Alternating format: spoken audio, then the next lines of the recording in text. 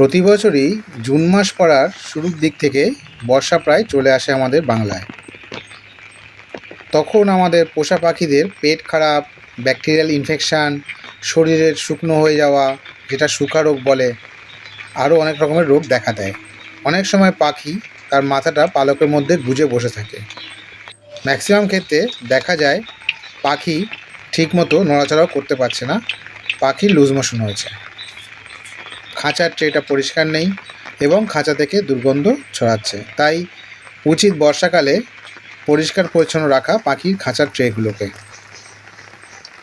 হঠাৎ করে গরম থেকে ঠান্ডা হওয়া বা ঠান্ডা থেকে গরম ওয়েদার হয়ে যাওয়া, এর ফলে আমাদের পোষা পাখিদের ক্ষেত্রে নানা রকমের রোগ দেখা দেয়। যেমন জ্বর হয়ে যাওয়া, কারো পোষা পাখি এরকম ছাদে থাকে, কারো বাড়ির ব্যালকনিতে থাকে, যেখানে ডাইরেক্ট সূর্যের আলো যেমনি পড়ে, পাশাপাশি বর্ষাকালে কিন্তু বৃষ্টির জলে ছেটাও পড়ে, ফলে পাখির কিন্তু ঠান্ডা লাগা রোগ হয়ে যায়। এই সময় বাতাসের হিউমিডিটি লেভেল কিন্তু 70 থেকে 80%, কখনো কখনো 90% ওপরেও চলে যায়। পাখির ব্রিডিংয়ের জন্যে সবথেকে উপযুক্ত হিউমিডিটি লেভেল হলো 55% থেকে 65%-এর মধ্যে। তাই বর্ষাকালে যদি পাখি ডিম পাড়ে তাহলে না ফোটার চান্স বেশি থাকে, কারণ বাতাসের আর্দ্রতা কিন্তু অনেকটা বেশি থাকে, 90%-এর ওপরেও চলে যায়। তাই এই স্যাঁতস্যাঁতে ওয়েদার থেকে বাঁচানোর জন্যে বা পাখির ঠান্ডা লেগে থেকে বাঁচানোর জন্যে উচিত পাখির ঘরে একটি 60 ওয়াট বা 100 ওয়াটের প্রয়োজন মতো, যেটা তার প্রয়োজন হবে সেই অনুযায়ী সেখানে একটা বাল্বের ব্যবস্থা করা, যাতে পাখি হিট পায় এবং পাখি গরম অনুভূত হয়। এই সময় পাখির খাঁচা বা কলোনি কিন্তু সবসময় পরিষ্কার থাকতে হবে, কারণ বর্ষাকালে কিন্তু সবথেকে বেশি ব্যাকটেরিয়াল ইনফেকশন হয় পাখির। ব্যাকটেরিয়া ঘটিত রোগ সবথেকে বেশি দেখা যায় কিন্তু এই বর্ষাকালে। আর পাখির যে খাবার দেওয়া হবে, বিশেষ করে সফট ফুড, সেটা কিন্তু আধ ঘন্টা থেকে 1 ঘন্টা রাখবেন, এর বেশি রাখবেন না, কারণ পাখি তার প্রয়োজন যে খাবার সেটা আধ ঘন্টার মধ্যেই সে খেয়ে ফেলে।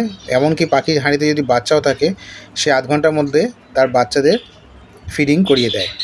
তাই 1 ঘন্টার বেশি কোনো পাখির ঘরে সফট ফুড রাখবেন না। এই সময় পাখির ট্রেগুলো বা খাঁচার মধ্যে ডেটলের ব্যবহার খুব বেশি লাভজনক। তাই ডেটল স্প্রে করে বা ডেটলের জল দিয়ে পাখির খাঁচার ট্রেগুলো ধুয়ে নেবেন। এই সময় পাখির ফাঙ্গাল ইনফেকশন হয়ে যায়, পাখি হঠাৎ করে ফুলে বসে থাকে। যদি দেখেন হঠাৎ বৃষ্টি হচ্ছে, আবার একটু পরে রোদ দেখা দিচ্ছে, আবার বৃষ্টি হচ্ছে, এইরকমভাবে ঘন ঘন ওয়েদার চেঞ্জ হচ্ছে, তাহলে কিন্তু হোমিওপ্যাথি ওষুধ ডালকামারা 30, আমি এখানে পিকচার দিয়ে দিচ্ছি। এই হোমিওপ্যাথি ওষুধটি সব ভালো কোম্পানি দেখে, যেমন SBL, ওয়েলমার্ট, শোয়েব, ব্যাকসন্স ইত্যাদি, যে কোনো কোম্পানি যেটা এর মধ্যে ভালো হবে, আপনি যেটা অ্যাভেলেবেল পাবেন, তার 10 ml বা 30 ml আপনার প্রয়োজন মতো নিয়ে নেবেন। নিয়ে 1 লিটার জলে 40 ফোঁটা দেবেন এবং 500 ml জলে 20 ফোঁটা দেবেন। দিয়ে ভালো করে পাখির কেজে জলের পাত্রটা রেখে দেবেন। 3 দিন থেকে 5 দিন দেবেন, কেজের মধ্যে 8 ঘন্টা রাখবেন। এইভাবে এই ওষুধটি দিলে পরে দেখবেন পাখির এই যে ওয়েদার চেঞ্জের ফলে লুজ মোশন বা পুপ যে ঢিলা হয়ে যাচ্ছে, এগুলো কিন্তু ঠিক হয়ে যাবে। আর সঙ্গে বৃষ্টিতে ভেজার ফলে বা ওয়েদার স্যাঁতস্যাঁতে ওয়েদারের জন্যে যদি জ্বরও হয়ে থাকে, সেটাও কমে যাবে। এবং কোনো ফাঙ্গাল ইনফেকশন সৃষ্টি হলে স্কিনে, তাহলে সেটাও কিন্তু কমে যাবে। এই বিষয়ে হোমিওপ্যাথি বুকে যা লেখা আছে বইটিতে, আমি সে ছবিটা এখানে দিলাম। এবার আসি অন্য সিমটমের কথায়। যদি দেখেন যে বর্ষার দিন ওয়েদার একই রকম আছে, অর্থাৎ টানা রোদ আছে দিনের বেলা, রাত্রেবেলা টানা বৃষ্টি হচ্ছে, এই রকম যদি অবস্থা দেখেন, আর পাখির যদি দেখেন গা ফুলিয়েও বসে আছে সেক্ষেত্রেও, আর পুপও ঢিলা হয়ে গেছে সেক্ষেত্রে, এই ওয়েদার যদি একরকম থাকে, তখন কিন্তু দেবেন কুরচি কিউ।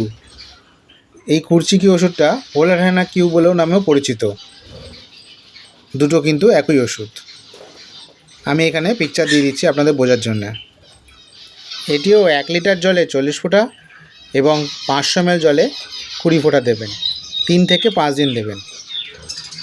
পাখিকে রোগমুক্ত রাখতে এবং অ্যালোপ্যাথি ওষুধের সাইড এফেক্ট থেকে বাঁচাতে হোমিওপ্যাথি ওষুধ দিন, পাখি ঠিক থাকবে এবং দীর্ঘদিন ধরে পাখি ব্রিডিং করে যাবে এবং অনেক দিন বাঁচবেও। পাখির যদি লুজ মোশন হয়ে যায়, তাহলে সফট ফুড একদমই দেবেন না, ড্রাই ফুড দেবেন, যে দানা, কাকুনি দানা বা ইত্যাদি যে দানা, যে পাখির যে দানা হয় সেটাই দেবেন তাকে। বর্ষাকালে পাখির ঘরে হিউমিডিটি লেভেল চেক করার জন্যে অনলাইনে পাওয়া যায় হিউমিডিটি মিটার। সেটি কিনেও ঘরের মধ্যে রাখতে পারেন। তাহলে আপনার সুবিধা হবে, কোন সময় আপনি লাইট জ্বালাবেন, কোন সময় আপনি বাল্ব দেবেন, সেটা আপনি হিউমিডিটি মিটার থেকে দেখলে বুঝতে পারবেন। আমি এখানে একটা হিউমিডিটি মিটারের পিকচার দিয়ে দিচ্ছি, এটি অনলাইনে পেয়ে যাবেন। আজকে যে হোমিওপ্যাথি ওষুধ দুটির কথা বললাম সেটি সিমটম বুঝে যেটি প্রয়োজন যখন যেখানে সেটা দেবেন, কিন্তু জল বিকালবেলা যখন আবার চেঞ্জ করবেন তখন কিন্তু সেই জলে আপনি ভাইজেলেক সিরাপ যদি দেন প্রয়োজন মতো, সেটা দিয়ে গুলে জলের মধ্যে পাখিকে সার্ভ করেন, তাহলে কিন্তু পাখি খুব তাড়াতাড়ি রিকভার হবে, পাখি খুব ভালো থাকবে এতে। এই রকম ভিডিও পেতে চ্যানেলটি সাবস্ক্রাইব করে রাখবেন।